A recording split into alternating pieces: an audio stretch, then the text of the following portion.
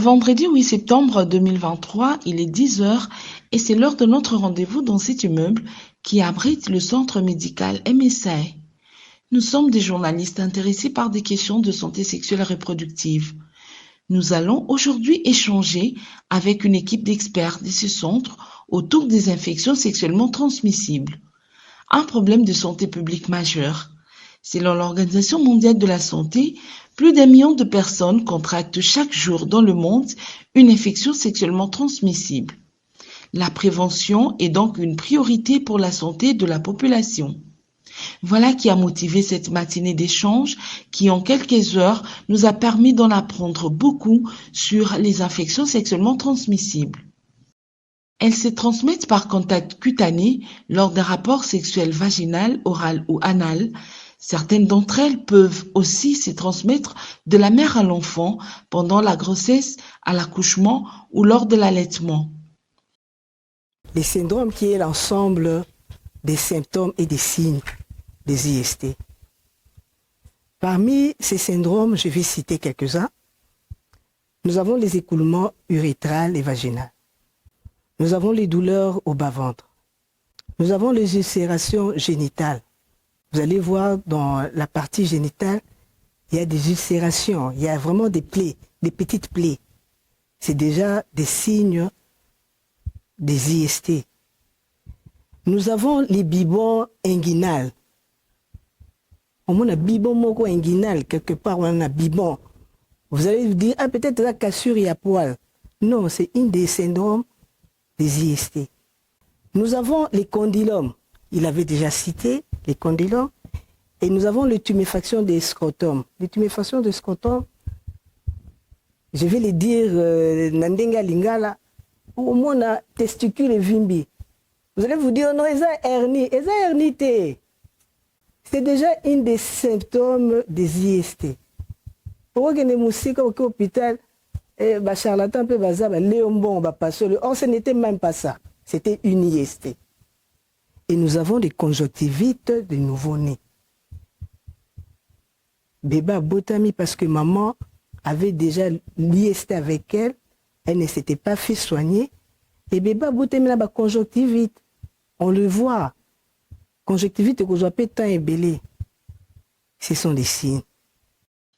Les infections sexuellement transmissibles ont une incidence directe sur la santé sexuelle et reproductive à travers la stigmatisation, la stérilité, les cancers et les complications de la grossesse et peuvent augmenter le risque de contracter le VIH.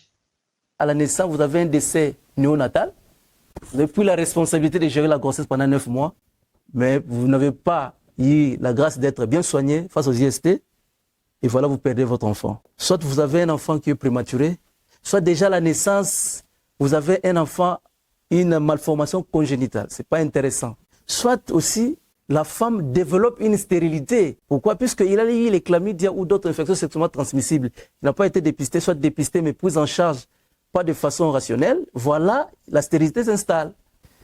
Et l'enfant, à la naissance aussi, peut développer ou naître déjà avec une septicémie, c'est-à-dire une infection carabinée, et la prise en charge, ça demande beaucoup de moyens. Alors qu'avec un 21, $22 ou $15 même, on peut se faire dépister, on peut vous prendre en charge pour que l'enfant à la naissance ne puisse pas développer une septicémie.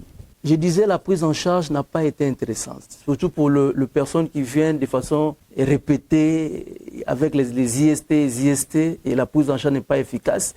Cette patiente ou ces patients peut développer les résistances aux antibiotiques. Et quand les antibiotiques n'agissent plus face à telle ou telle autre infection, vous voyez que vous êtes exposé facilement, vous pouvez développer d'autres complications qui ne seraient pas intéressantes. Donc, en somme, vous allez voir que parmi les conséquences, la qualité de la vie de votre patient, la qualité de sa vie sexuelle et reproductive est mise en danger.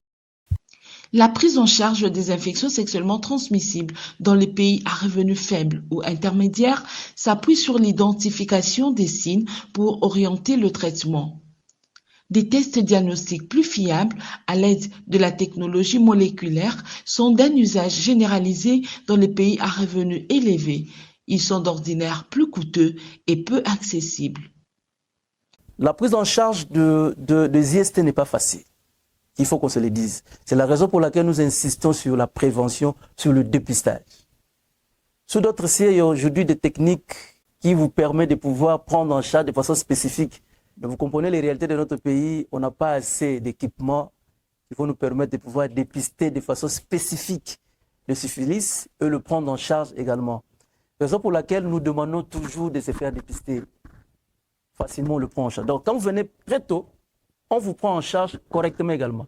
Mais quand vous prenez beaucoup de temps, ça va prendre également beaucoup de temps pour remédier à ces problèmes-là de gestion des IST avec les médicaments.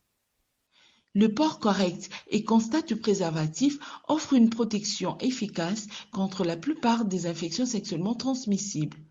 Le vaccin, bien qu'encore coûteux, représente aujourd'hui une avancée majeure dans la prévention des infections sexuellement transmissibles, notamment le vaccin contre l'hépatite B ou encore contre le papillomavirus humain responsable du cancer du col de l'utérus.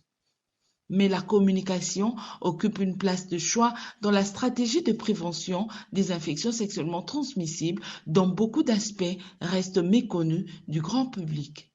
Il y a aussi dans la prévention la place liée aux journalistes, la communication, la sensibilisation, c'est vous. Il est vrai qu'il y a eu beaucoup de communication sur le sida. Vous voyez, aujourd'hui, tout le monde sait que le sida existe, il faut faire très attention. Mais nous avions oublié de sensibiliser, de communiquer sur les IST. C'est la raison pour laquelle vous avez une responsabilité de pouvoir communiquer à fond sur les IST, de pouvoir sensibiliser la population congolaise, de pouvoir venir se faire dépister pour prévenir les complications et les conséquences que nous avions brossées avec vous. Nous avons été éclairés sur la matière et nous avons bien cerné notre responsabilité.